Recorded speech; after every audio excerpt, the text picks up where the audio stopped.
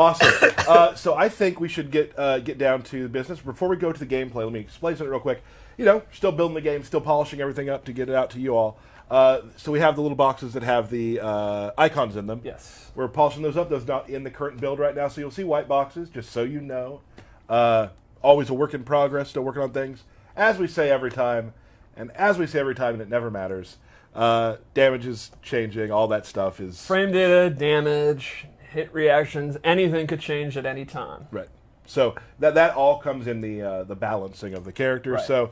So you might see something like, oh my lord, 40% damage with one hit. Well, that would be a mistake. That would probably will not be like that in the final version. Sure. So let's, Steve, Derek, take it away. Let's take a look at how Jade plays. Well, the first thing is, this is kind of a reoccurring theme, is she's never used her staff more. It's a lot of her moves now use the staff. She does a lot of moves where she uses the staff along with punching and kicking. She uses it. She also uses her glaive more in a lot of her animations. You can see in her throws. Yeah, I wanted to make sure all of her weapons kind of came through, right? Like, she's had these things for decades now. Right. And you'd often see her use them in like 2 different moves. And Right. as I break this game down, the more I would play it over the last year, it always struck me the range of the characters is really strong because of their weapons. And it kind of occurred to me, this is essentially a weapons fighting game in some ways with a lot of characters. Like, it's way more of a ranged game than we've previously seen in MK. Like, you can see her down 2 is awesome. It's one of my favorites to use in the game. It definitely covers a lot of... Yeah, it's a very, very good move. So I'll go over just a few of her normals that I think are core. I think her back 2... The wiggle stick. Yeah, the wiggly stick is extremely fast, multiple hits, really easy to... You see it, hit confirm it into a special move.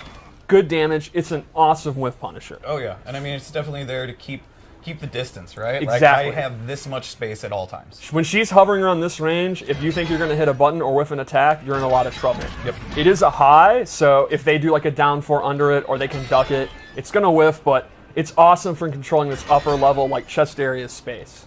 There's some really incredible stuff just with how the staff moves. Like, the animators, like, just a lot of the moves that the staffs make, the little just micro moves are so visible and cool. Shoutouts too to the audio team. I love the clank, clank, clank the staff moves make.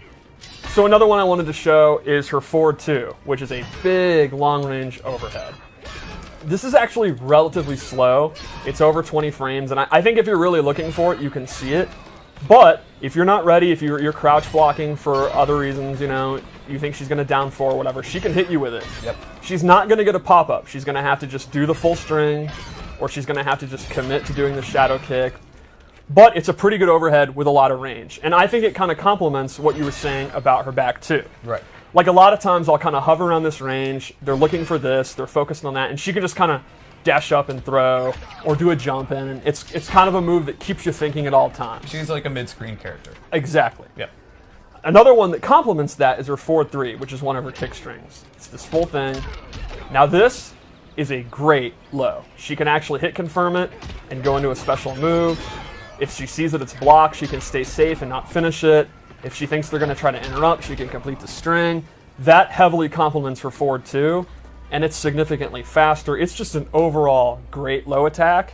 So if they're sitting there hyper-focused on this, they also have to worry about this. And again, that sets up jumping back, walking back and zoning, doing a jump in. She really controls like that start of the range space really, really well. Yep.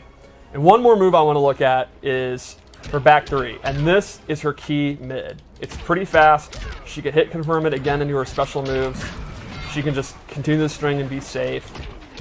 And it's the mid you'll use if they're ducking a lot. Right. Like, if you're using this and Sub-Zero won't stop uppercutting you out of it, you can walk up, and it's really good range. And then that's going to open up, again, your throws, your zoning, whatever you kind of want to do. The rest of her tools. Exactly. So, I mean, we've kind of talked a little bit about it. So her archetype as a character would be, how would you put it?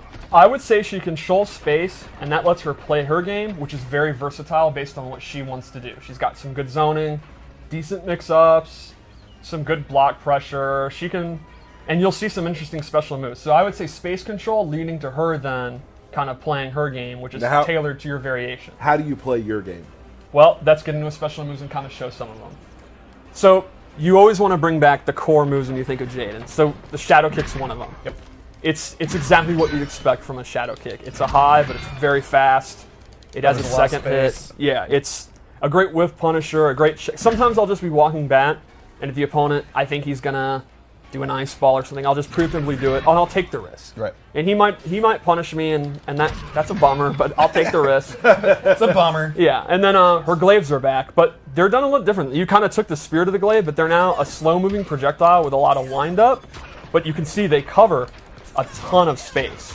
And that makes them awesome if you think the opponent is going to jump in, like they'll get hit by the tail of it, Right. or if you think they're trying to walk in. So it's not like a projectile you spam, it complements her space control. Like you kind of do it just to say, no, the mid-screen is mine, stay back, Right. don't move. And then if they try to jump it and they're going to jump early because it has such a long tail, that's what your down 4 is for.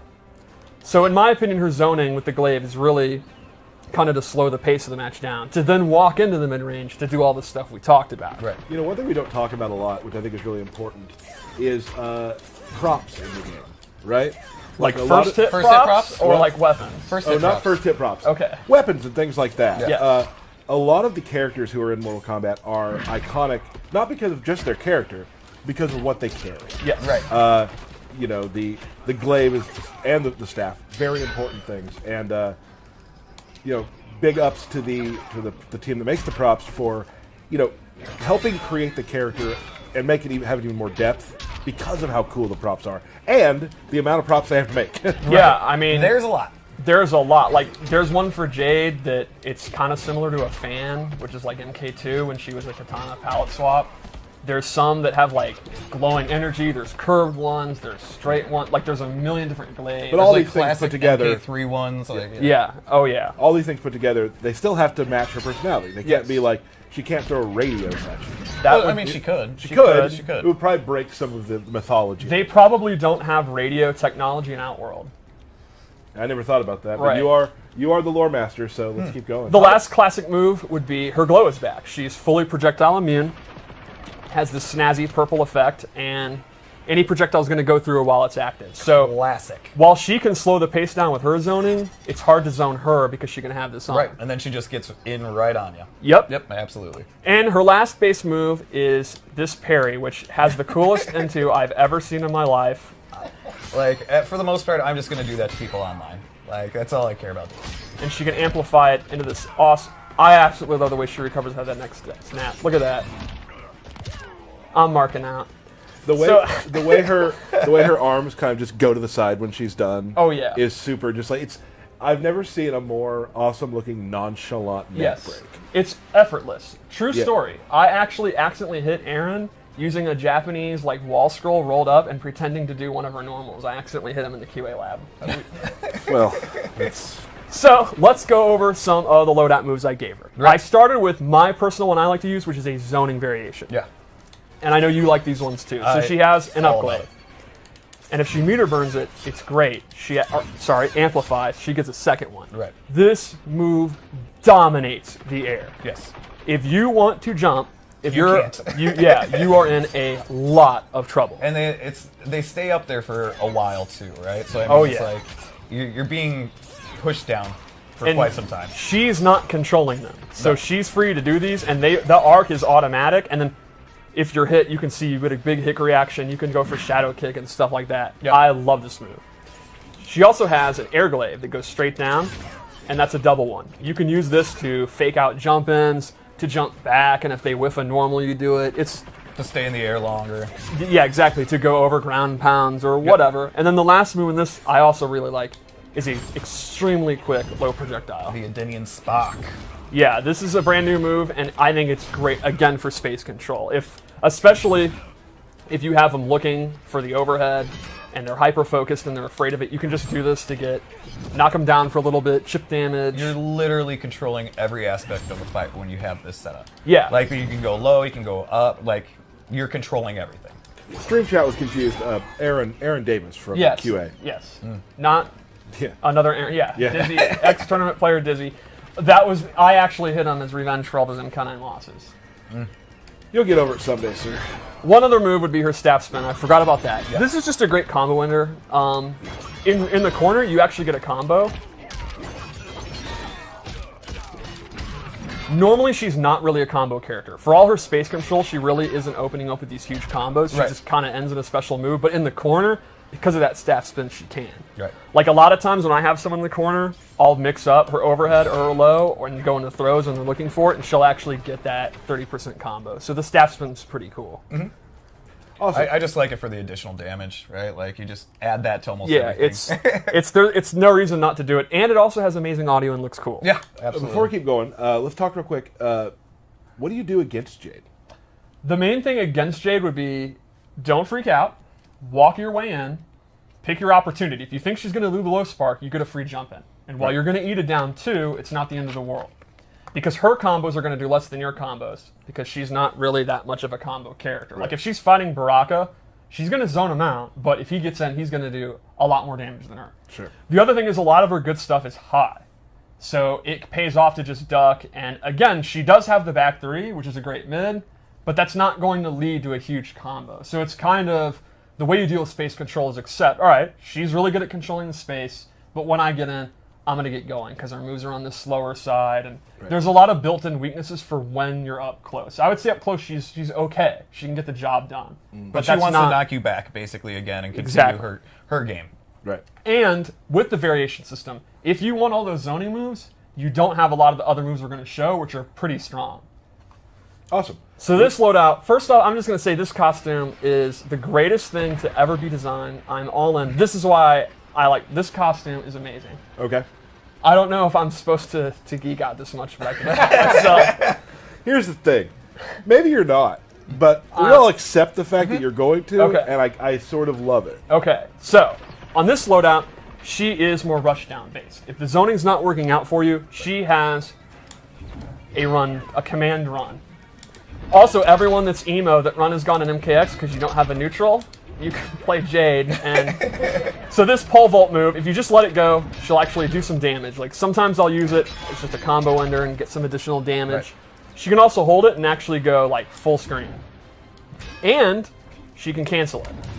So she actually gets some pressure off this, like, and then she can go for an overhead, low mix-up, or a throw. There's not a lot of options to be like super plus on block, but it can catch the opponent off guard, and there's some like minor advantage she can get. It's pretty decent. Can I give you some props? Okay. The name you've given this version, It Ain't Easy, is pretty good. I think every MK9 Jade player is saying amen. Yeah. Right. The other thing about this move is the meter burn actually hops up, looks awesome, and is tied to one of her crushing blows. The requirement for this one is kind of interesting. This has to connect from a very significant far distance, and it will actually trigger a very nasty crushing blow. Some good damage. The last thing we gave her on this loadout, and this complements her rushdown, is her old UMK3 and MK9 double shadow kick.